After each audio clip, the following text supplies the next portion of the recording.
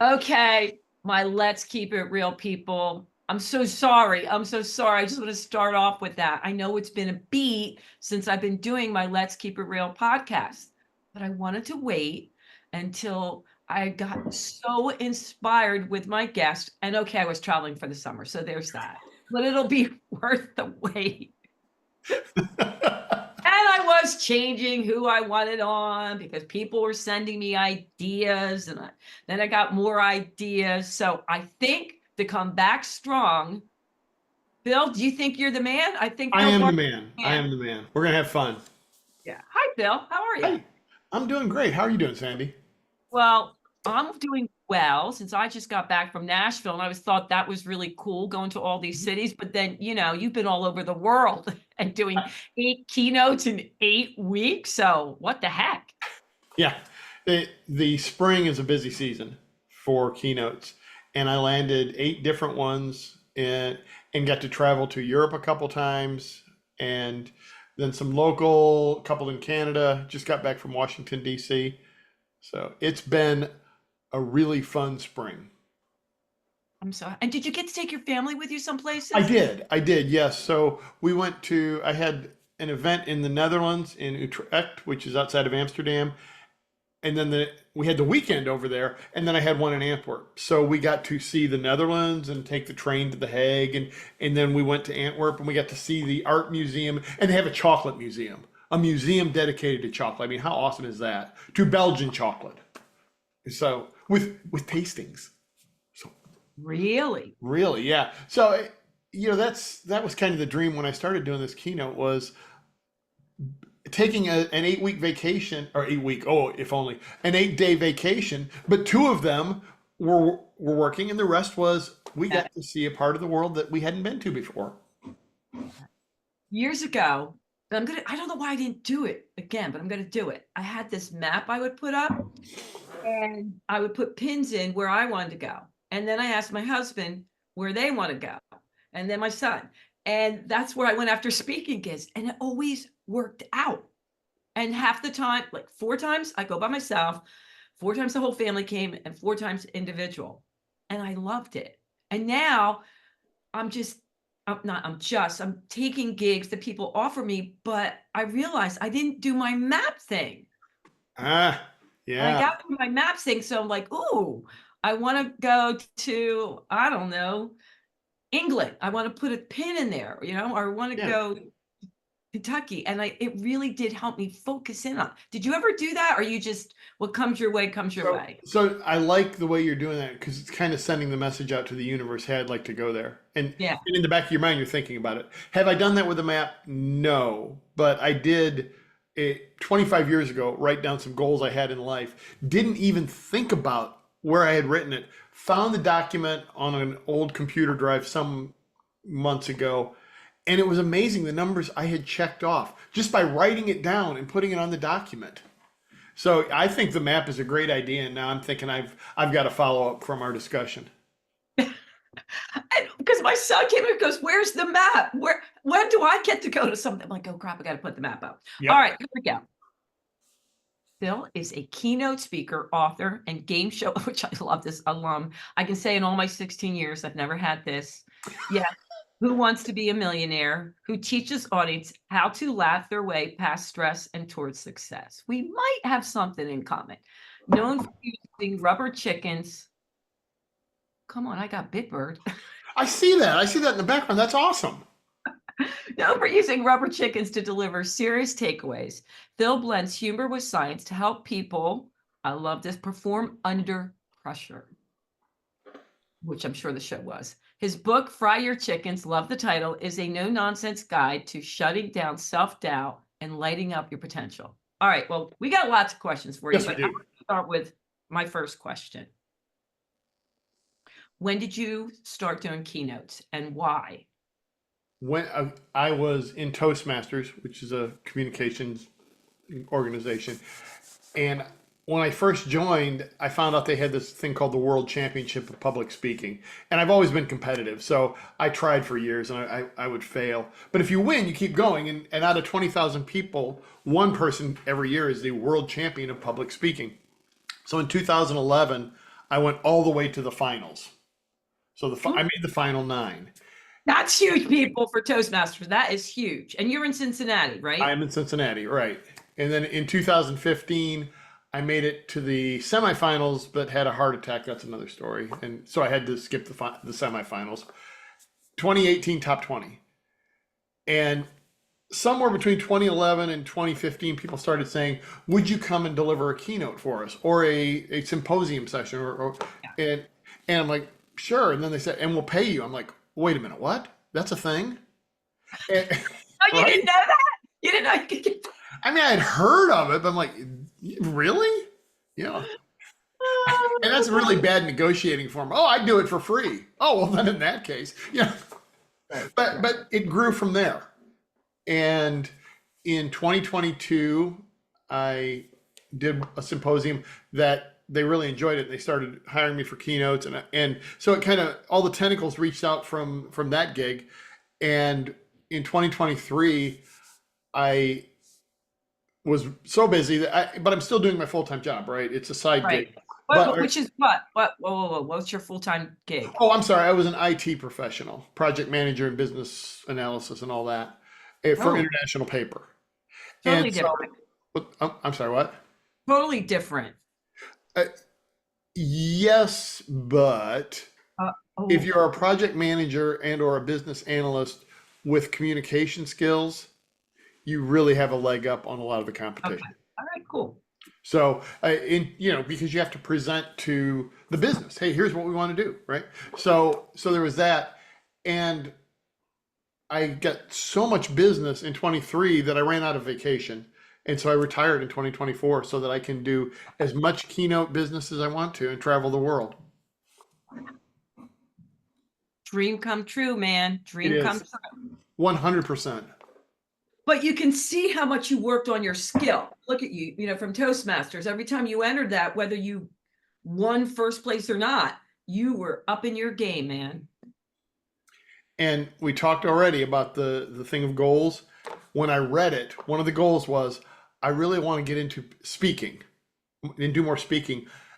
The next sentence was I'm not very good at it, but I enjoy doing it. And this was from the year 2000. And so the more I worked at it, the more I found my voice, and I love doing it. And when you love doing something, it shows. And people can see I'm into this. I want to help. Okay. So you mentioned I want to be a millionaire. What made you want to do that? I want to be a millionaire. Duh. Well, and so at the time I was telling people, well, my grandmother passed away not long after the show started, but she always liked watching it. And I was like, I think this would be a really cool thing to honor my grandmother's memory. On the Oh, other hand, had the show been called "Who Wants $100," I don't think I would have gone to honor my grandmother's memory. So there was this. I saw the show and I was like, "This isn't Jeopardy. You get multiple choice because in Jeopardy, it's I couldn't come up with the ideas and you have to phrase them in the form of a question, blah blah blah." But this was multiple choice, and I called in on all the auditions, and I wasn't successful there. But it was one of these things that became an obsession. And that's what I talk about in my keynotes. Sometimes you'll have a goal that's an actual kind of obsession for you. And so I wound up auditioning 3 times. And the what third, year are we talking? What year? uh, so it started in 99. So the obsession started sometime in 99. Okay. And I'll tell you where it really ramped up was one night I was watching the show because I always watched it. And somebody won $250,000. And I knew every single answer to all of the questions he had, plus the 500,000 one that he passed on. And it suddenly hit me. It's like, it'd be cool to be on the show, but holy cow, that's real money. Yeah. Yeah. 10,000 or 1,000 is real money for that matter. Yeah. So I just kept going. So what was it? It was 2002, I think, 2001 or 2002. I can't remember. I auditioned in Cleveland after learning from my mistakes in the prior 2 auditions. And I got a card in the mail. Hey, you are in the contestant pool. Then about November of that year, we went up, recorded it. It would have been 2002 because it aired in 2003. Okay. And $32,000. Tell us about the experience. Was it nerve-wracking to be on? Was it So nerve-wracking and fun? yeah, that's a really good way to think of it. I the most nerve wracking part is they bring you in a couple days early because they run 4 shows at a time. So you're in there a day early just in case they have a bunch of contestants that bomb and they need more contestants. And they bring you into the studio ahead of time so you can practice getting in the chair, out of the chair, all that. And then you talk to the executive producer. And as I'm sitting there, I start shaking. I was like, this is really happening. It was a 3-year pursuit, and holy cow, within the next 2 days, I'm going to be out there. And then I started thinking, how many people are going to be watching? And what if? And so, that's the chickens inside your head going, no, you're going to fail, you're going to fail. What I did was I decided, okay, at every question, before I'm on camera, I will just close my eyes for a second. And when I open my eyes, it's just me and the question. Meredith Vieira is not there. The audience is not there because this is what I've been practicing is all these questions. So just close your eyes, open it, question. And that seemed to work. So, I like it. yeah. I really like it. So even though you didn't get, a millionaire, you still won $35,000. Yeah. And that's fun money. That's a lot of fun money. Oh, no doubt. And I'm sitting backstage because you got a free guess at $64,000. I had 2 lifelines, and I'm sitting backstage, and it suddenly occurred to me how I could have figured out the right answer. So I'm beating myself up a little, and they bring my wife back, and she said, "We just won $32,000," and I was like, "Holy cow, we did! That's real money." Are you kidding? You get so wrapped up in the game, but it's like, 2002. Yeah. So. I know, right? So, but you get so wrapped up in the game, but it's like, what's coming in the mail? It's going to be a check for $32,000 coming up. So, yeah, it was, and that was. She gave me a little perspective, right? I'm beating myself up. You didn't get 64,000. She's like, dude, money. Yeah, you're a persistent bugger, aren't you? I am, absolutely.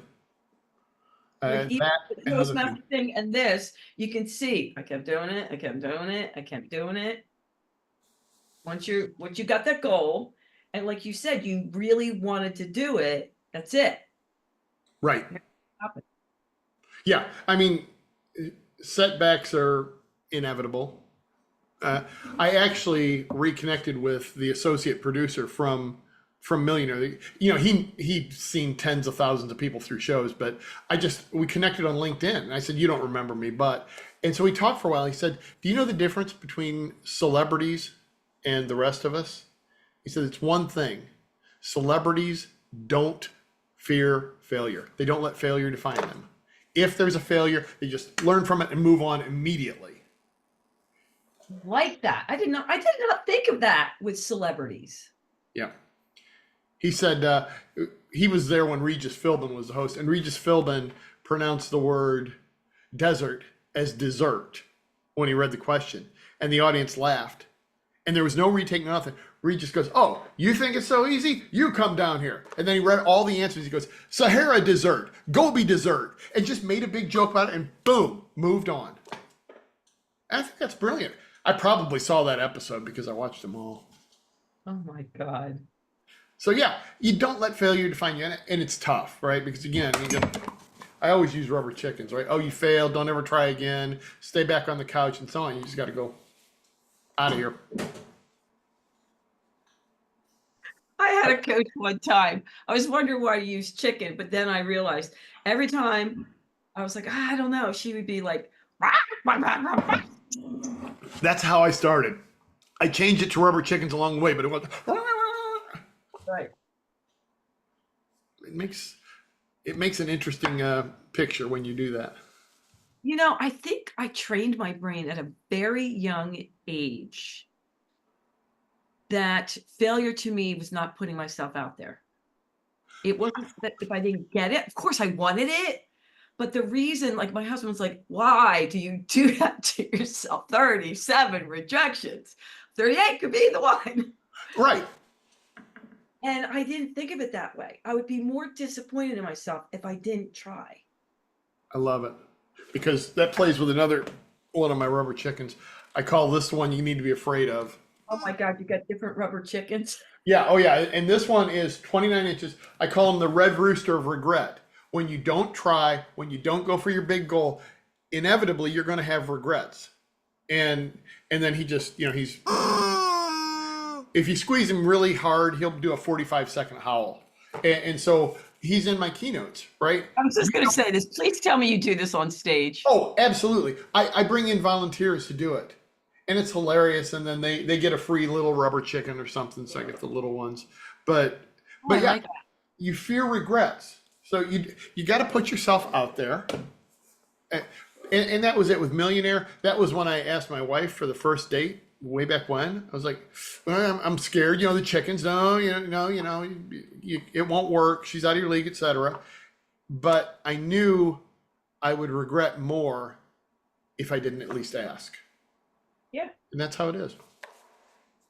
All right. So let's get into the feathers because I freaking love this stuff. Obviously. By the way, why Big Bird is up there is because when somebody was doing my massage, she's like, can I do a reading on you with energy and Reiki and all this? And she said, I don't know how to tell you this. And she was freaking me out, Phil. She was freaking me out. She's like, I don't know you that well, but I have to tell you this. I go, okay. She said, everybody that comes in, I ask for guides and I bring in their spirit animals, and it's eagles, it's bears, it's lions. She's like, you got Big Bird standing at the bottom of her feet. I'll bet you didn't expect that one. I was like, that's what you were afraid to tell me? That everybody else got soaring eagles and I got Big Bird. I go, kind of fits my personality. So lean into it, right? So everyone started sending me big birds. But anyhow. I love it. So I love this. Name your chicken. Stress is easier to manage when you give it a face or feathers. Let's talk about that. I want to dive into it because I got a lot of questions about this. So and go ahead. No. Please finish your question. So I got in all the questions, I tried to compile them. It's all right. Let's just sum it up. I know what my stresses are, but I don't have a solution to get rid of them. Now what? One woman said, can I skin my chicken? I thought that was pretty funny. I love that. Yeah. So that's where the book kind of comes in too. But so I made up names for a lot of these chickens, and one of them's Doubting Dave. I doubt you can do that. I doubt you're going to be able. I doubt she'll say yes when you ask her out for a date, and you just have to silence that one and say, I'm going to try because regret is worse.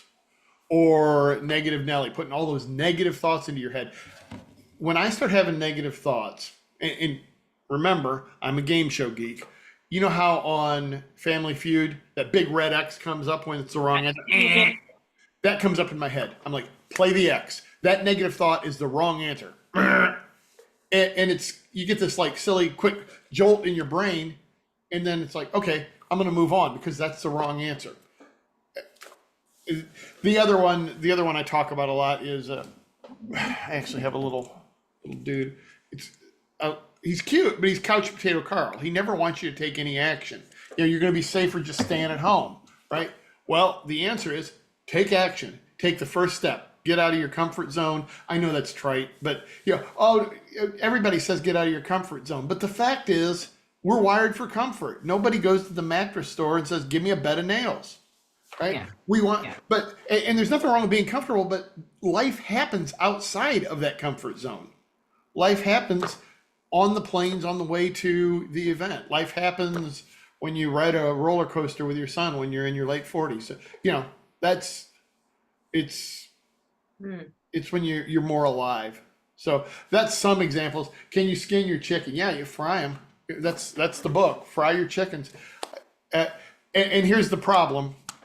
I don't know if they're zombies or what. They keep coming back. You're always going to have the voices inside your head that say you're not good enough. You're not. The flight over to one of the events with my wife, when my wife and son came with me, we had a delay and got rerouted. And so instead of sitting next to each other in the plane, they found us 3 spots on the plane from Minneapolis to Amsterdam. And I'm uncomfortable. I'm thinking, why am I doing this? Who's saying that? Why am I doing this? It'd just be easier. I can speak at home. I don't need this hassle. Well, then the next day, I'm walking with my wife beside a canal in the Netherlands. I'm like, that's why I'm doing it. And you just got to remember, and I am really, really big on looking for the good things in life. That fires up the good stress hormones in your brain and lowers the bad ones. And so first thing in the morning, I look for, hey, what's good? Yeah.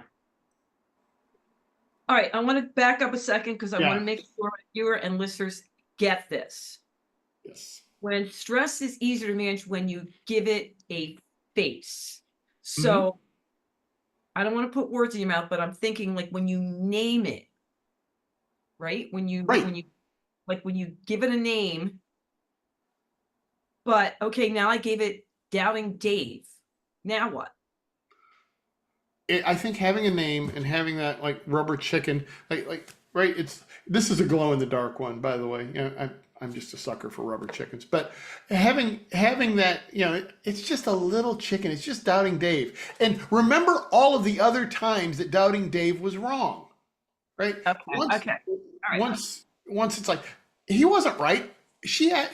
I got a date with her, and we've been married almost 35 years. So when you start having those doubts, just remember it's wrong. Just I have proved once you prove one, boom, then it becomes easier. They'll still squawk, but it becomes easier to say, nope, you were wrong last time. You're going to be wrong again. So a reframe, because I do this all the time.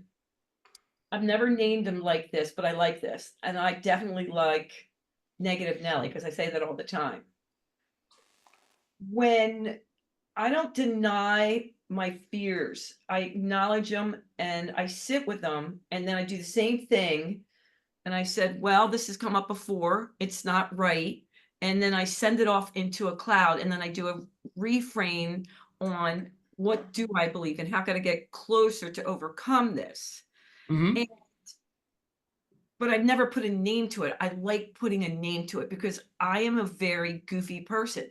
So it would make me happy to give it a name. Yeah, yeah, that's But it's so. the same thing. I'm thinking, all right, I don't push them down. Like I'm very honest with myself. Like, okay, don't say you don't have a fear that it's stressing out, blah, blah, blah. For example, oh my God, Phil, I don't, I love speaking. I enjoy it. I'm not saying I'll get a little nervous, but really it's like little butterflies. Then I'm on stage, I'm fine. The last thing I went to, somebody got in my head who's a big event planner and said, the group you're speaking to, they're all event planners and they could make or break you. And I'm like, I thought I brushed it off. It must have bothered me right before I turned white. Like, holy crap, they are all, I'm speaking to event planners. And then I walked away and I had to do, wait a second. Just be you, go on, breathe. And I told myself jokes and then it was fine. But what would you have done differently to calm me down in that situation? Okay, so first off, I would have looked at the or the person who's told you that and say, "What the hell are you thinking? Why would they say that to you?" Yeah, okay, this could make or break you. What does your mind instantly say? Break me? Holy cow! Right? So okay, but let's set that aside. What would I do if that happened? Before I go on, you got that moment backstage, and I just kind of take a peek out at the audience, and I say, you know what? I love each and every one of these people. I am on a mission to give them a message. All you people out there, let's play. Yeah, Let's play. That's what Drew Barrymore says before she does her scenes in movies. Let's play. And I when like we come from that mindset, we're going to play. We're going to have fun. I love you all, and you are part of my mission to do a little tiny thing to make the world a better place. Let's do it. I like that. Let's play. Yeah, let's have fun. All right, Yeah. cool. Well, and the other thing you always got to remember is they're not coming there to heckle you. They came there because they want to hear what you're going to say. Yeah, yeah. Wait, has anyone ever heckled you? One time. Oh, One time in tell a us, keynote. tell us, tell One us. time in a keynote. Um, just No, come on, never. All right, go ahead. one time. One time. Uh, it wasn't like comedy club heckling, but just kept interjecting and Oh, interjecting and saying things fairly loud until I finally did this for about 3 seconds. Got the message. That was it. real? You didn't even Not have to another word. say anything. Not a word. Just stared her down for 3 seconds. We talked afterwards, but it was like, that's it. My turn. They didn't come here to hear you speak. I didn't say any of that. I thought I every bit of know. it, Your but eyes did. yeah. Oh, absolutely. Yeah. It was like, and it was enough. It was a short enough pause that not everybody else in the room necessarily knew what I was doing, but it was a long enough pause that she definitely knew what I was doing, and that was it. Brilliant, brilliant. All right, Necessity is the mother of invention. yeah, but in the moment, thank God you didn't lose it because Oh, other people may have said right? something. What are you going to do about this? She's ruining it for you, right? So it's just like, Yeah, okay, perfect. I'm going to stare you both down. All right. I just have to ask, do Sure. people send you these chickens or do you collect them along the way? Hang on. I will be right back. All right. I'll All right, talk here about it is. that was Here it is. Somebody made me a crocheted rubber chicken. A friend of mine, I went to Memphis and we were having dinner, and his wife, I'm friends with him and his wife came up and said, I've got something for you. And it actually has a squeaker inside of it. does it get better than that? It doesn't. It absolutely doesn't. I have never taken this to any event. I, if one of the other ones gets lost in the airport, whatever, I can get a new one. This is a one of a kind, and I also put it on the very top shelf so that if the dogs were to come in, they can't get to it. So yeah, That's that so freaking this was thoughtful. yeah, this was a gift. So yeah, actually, somebody left a rubber chicken keychain on my mom's door up in northern Ohio. And she's like, "Why did they do that?" I said, "That's my cousin Terry. He found it and said he wanted to make sure I got it the next time I came and visited."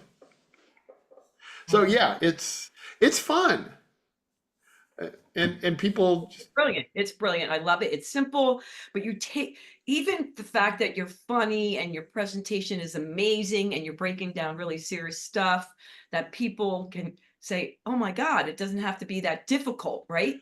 right, Now I got a visual. right, right, And my and brain is very visual. I like yep. And I'll tell you the other thing that fries chickens is laughing.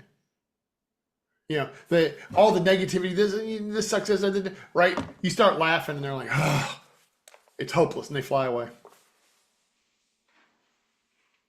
since I'm the joy girl, I'm not sure what would my thing be. I got to think about it, like, because it's not an object, right? I speak a lot on joy, so I have to figure out what's a visual.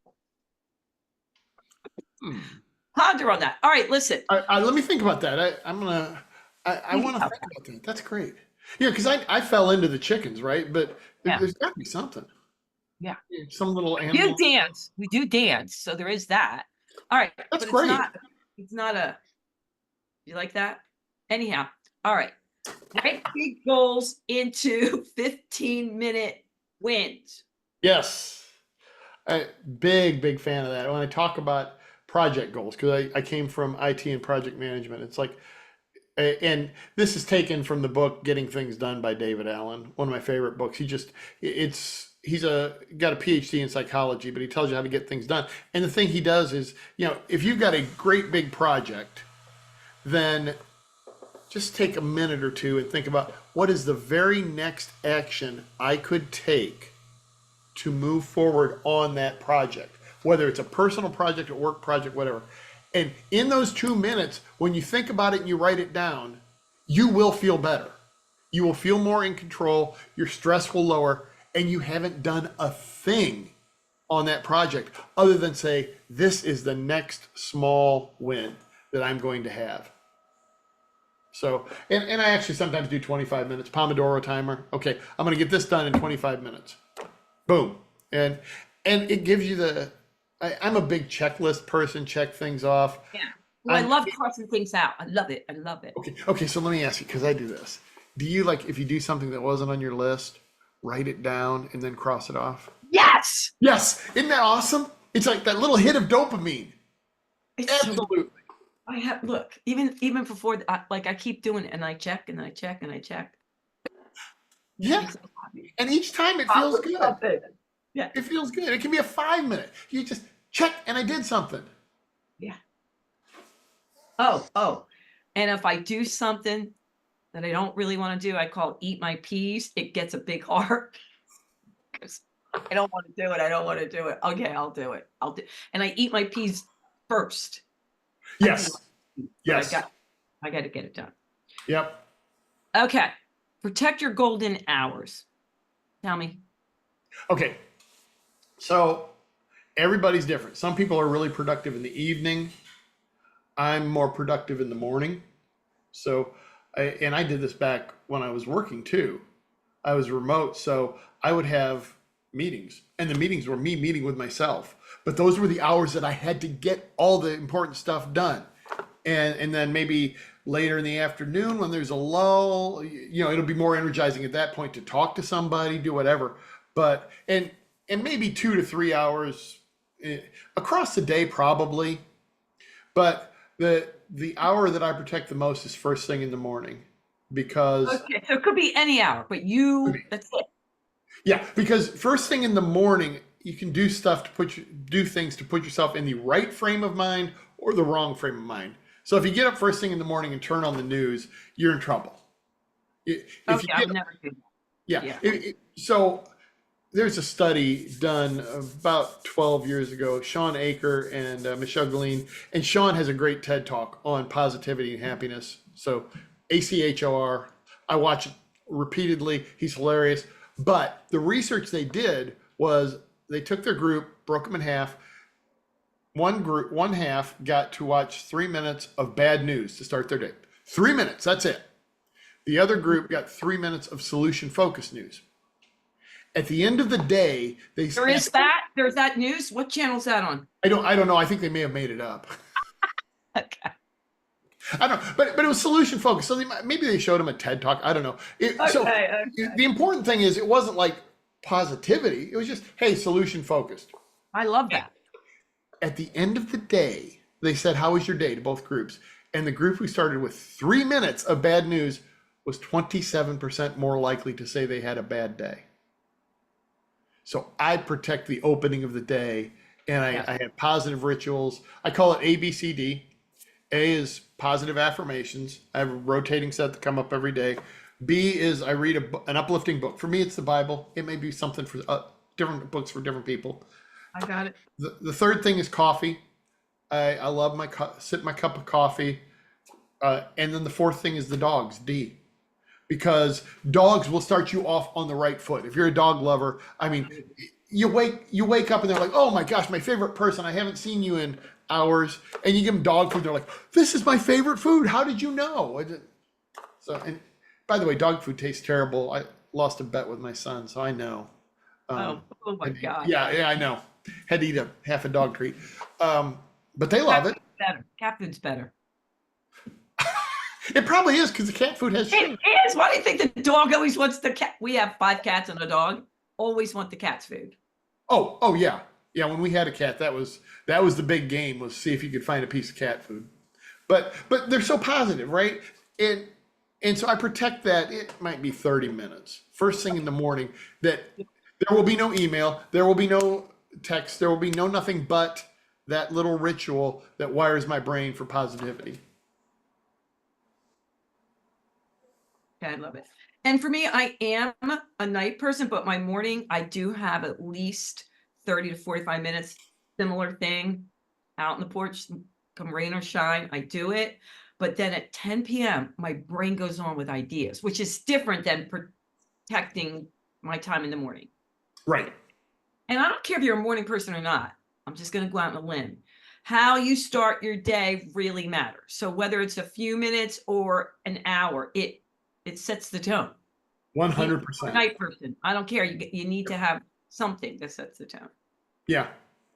And that's what I like about being, just having my own business now. I don't need to do 9 to 5. So if an idea hits me at 6 o'clock, I can spend PM, I can spend an hour on it. And if an idea doesn't hit me at 1 o'clock, I can go take a walk. Isn't that great? Yep. Okay. So I got a lot of questions on this one. Stress is a signal, not a stop sign. And, you hear about it all the time recently. Anxiety is high. Everyone's having more stress, even if they didn't feel it before. Right. Even if you don't watch the news, you cannot not be aware. Absolutely. And it does affect everybody's energy system. So how can they shift it to work for them? Because you're saying it's a signal, not a Yeah. stop sign. Yeah. So this is my way of saying you got to recognize the stress. You may have to change some habits, but you can't let it stop you in your tracks.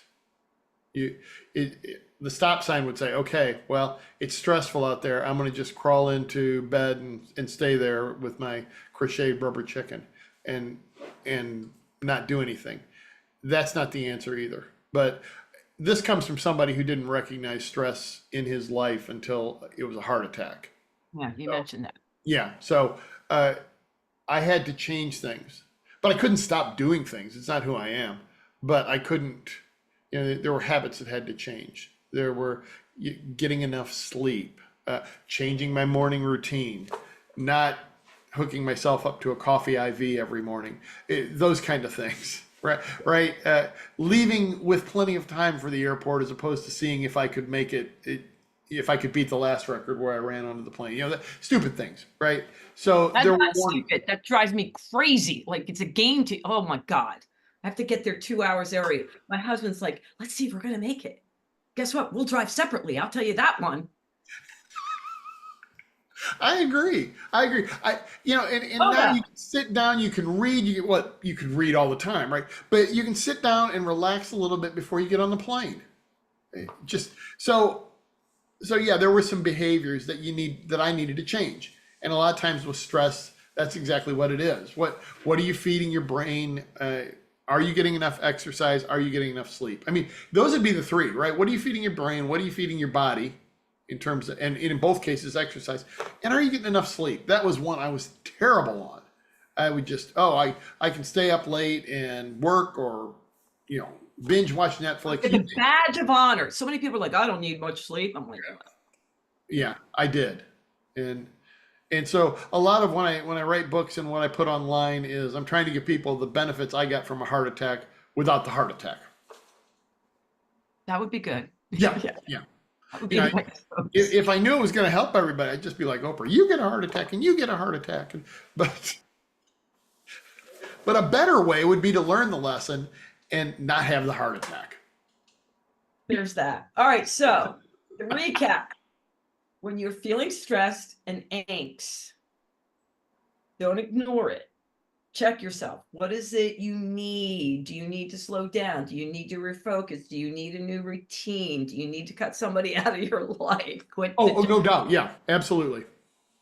Yeah. What is it? Use it. Absolutely. Sometimes you got to cut people out of your life. You can do that on social media. I've got friends that are extraordinarily negative on social media. They just get blocked. Yeah. So yeah, I would block them too. Yeah. Yeah. It'd be nice if you could do that in real life, right? Somebody's coming up to you just complaining about everything, you just go block. And you can. You're not going well, but you can.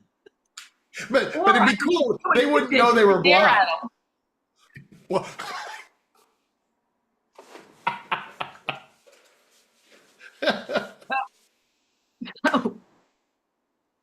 I'm glad you put this last because we talked about it a little bit at the beginning. When it says celebrate every fry. I get so excited. I do a happy dance. Even when I get the worst rejection. Wait a minute. I thought you picked me and you did it. I still do a happy dance to celebrate that I did something. That makes a lot of sense. Yeah. And I don't know, maybe my Now, in the husband, moment, I don't know about you, in the moment with a rejection or a yes that turned to no, I might go over. I've got recreational baseball bats that aren't autographed, and I get room in my office. I might just like go over and pretend I'm smashing something with a baseball bat to blow off a little steam. But then I come back and reframe it and say, "You tried, buddy. You did your best." I usually I go on my mountain bike. My husband just brings me my bike and go out for a bike ride. And then I talk to God, who I call Neil, and I'm like, "What, Neil?" And then I'm blah blah blah, I have my argument, and me and Neil have a discussion, and then I sit under the tree. I'm a crier, and then I come back, and then I do my happy dance. Yeah, I should have said there's a whole routine before the happy dance. I love that though. I Yeah, do the chicken dance, but of course I do. yeah, yeah. Of course you do the I mean, the audience is if you're in one of my keynotes and it's about frying your chickens, get ready to do the chicken dance before the end of the hour. Okay, I was gonna say do the chicken dance now, but I don't want you to because I want them to see the chicken, Absolutely. right? I mean, it's It's sort of like that, but yeah, it's probably out on my YouTube channel somewhere. I've led a few of them. We call it the heavy metal chicken dance. My oldest son composed the heavy metal version of it. I like that. Heavy. Yeah. So, but it's all about de-stressing, laughing. Uh, Failures are going to happen. Setbacks are going to happen. You don't let them define you. You just reframe it and have fun. One of my favorite quotes is from Gary Vee. Somebody said, "Tell me something that'll motivate me and make me want to do things." And he said, "You're going to die. You've only got so much time.